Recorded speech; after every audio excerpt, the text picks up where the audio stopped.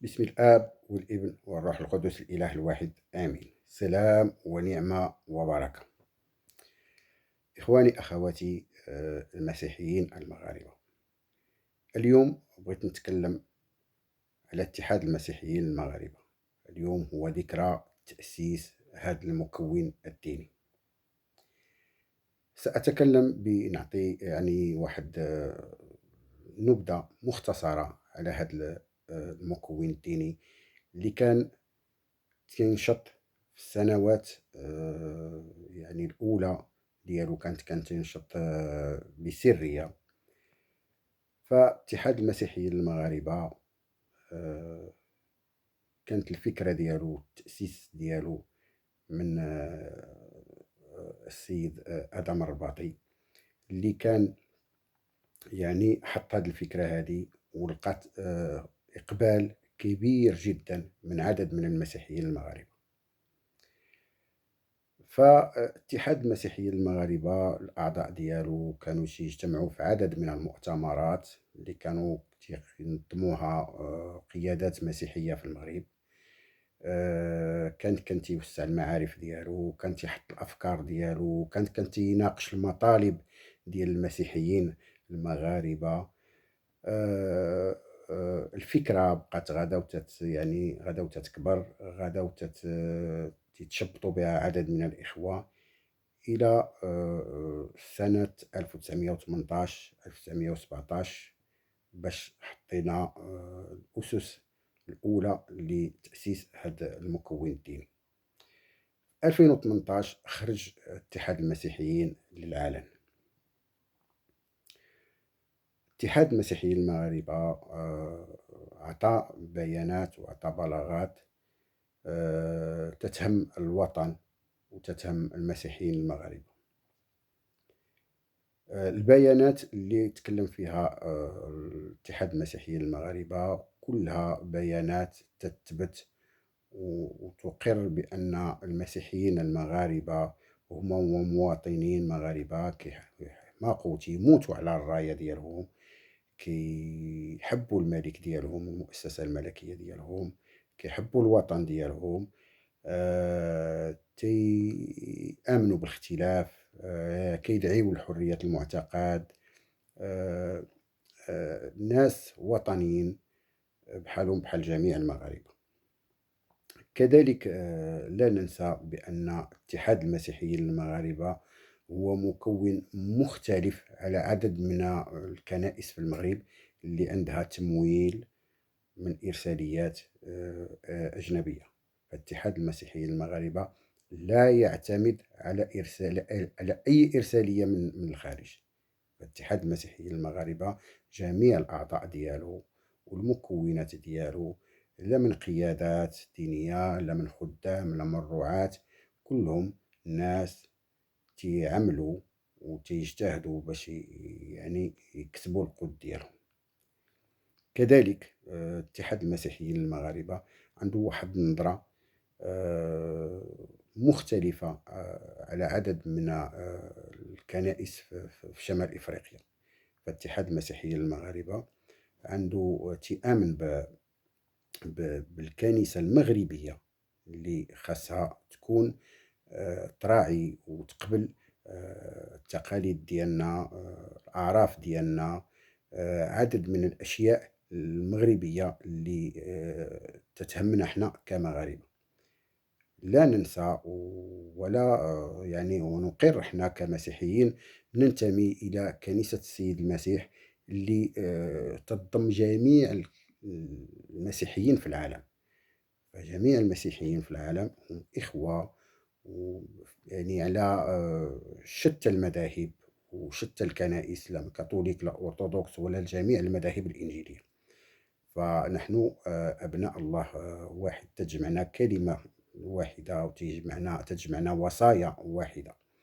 ولكن احنا كمسيحيين مغاربة عندنا خصوصياتنا، عندنا أعراف ديالنا، عندنا تقاليد ديالنا. فلهذا اتحاد المسيحيين المغاربة كيآمن بهذه المسائل هذه. الفكر ديالنا هو فكر المسيح، الدستور ديالنا هو الكتاب المقدس. لنا نظرة حداثية كذلك نؤمن بالديمقراطية، نؤمن بالحريات الفردية، نؤمن بأن حرية المعتقد هي أم الحريات اللي خاصها تكون في البلاد ديالنا، هي اللي غتنظمنا وهي اللي غتأثرنا وهي اللي تخلي هاد البلاد هادي تكون آمنة من التطرف ومن التشدد في جميع المكونات الدينية. كذلك اتحاد المسيحيين المغاربة عنده أعضاء كثيرين تينشطوا خارج الوطن في جميع الدول الأوروبية، في أمريكا وفي إفريقيا وكذلك في آسيا وكذلك في شمال إفريقيا. فاتحاد المسيحيين المغاربة الأعضاء ديالو هم أعضاء روحيين، تيآمنوا بالاختلاف، يعني ما عندهمش مشكل مع أي مكون ديني، تيقبلوا الجميع، كيصليو من أجل هذا الوطن هذا باش يوصل لبر الأمان. فاليوم هو ذكرى تأسيس هذا المكون هذا، وهذه مناسبة عطيت هذه الفكرة هذه على اتحاد المسيحيين المغاربة اللي كيعتز بالوطنية ديالو والأعضاء ديالو، وتيعتز بالملكية، تيعتز بإمارة المؤمنين اللي تنعتبروها حنا حصن وحصن أمان ضد التشدد وضد التطرف. فإمارة المؤمنين هي اللي نقدات هاد البلاد هاد البلاد المغرب، نقداته من التشدد ومن الوهابية. فكنعتبروها إمارة المؤمنين كنعتبروها هي الحصن اللي كتحمي جميع المغاربة من الفكر المتطرف. فكذلك نعتبر بأن إمارة المؤمنين تتأم جميع المكونات الدينية بما فيهم المسيحيين. ونضيف بأن اتحاد المسيحيين المغاربة قام بمراسلة عدد من المسؤولين وطالب بعدد من المطالب اللي تطالبوا بها جميع المسيحيين في المغرب. كذلك كنشكر عدد من المكونات المسيحية في المغرب.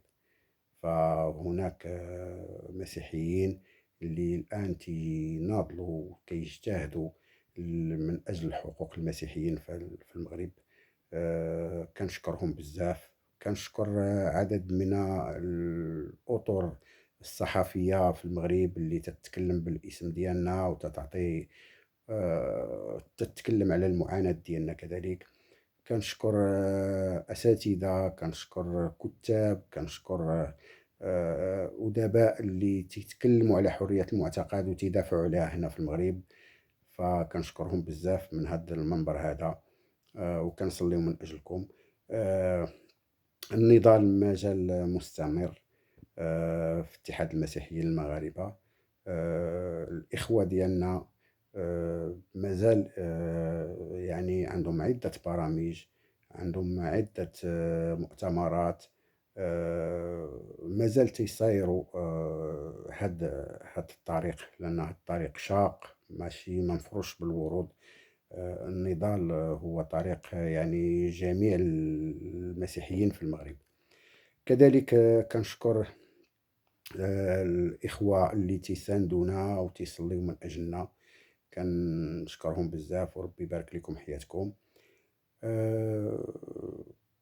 مؤخرا عدد من المسيحيين من اتحاد المسيحيين قاموا بعدد من المبادرات الطيبة، في يعني جولات في المغرب، زيارات للإخوة، تقديم كتب مقدسة، عدد من الأشياء الجميلة. كنشكرهم بزاف بزاف بزاف. وبهاد الذكرى اليوم ديال تأسيس اتحاد المسيحيين المغاربة، كنقدم الشكر لجلالة الملك محمد السادس، وكنصليو من أجله خصيصا باش ربي يعطيه القوة والحكمة ويوصل هاد البلاد هذا لبر الأمان في ظل هاد التحديات اللي احنا كنعيشوها في المغرب والعالم كامل تعيشها. كنصليو من أجله وربي يزيدو حكمة وقوة في البصيرة ديالو باش يقدر يوصل لهاد البلاد هادي لبر الأمان ونعيشو كاملين في أمان واطمئنان. شكرا لكم الإخوة ديالي، ربي يبارك لكم حياتكم. كان معكم القس آدم الرباطي رئيس اتحاد المسيحيين المغاربة.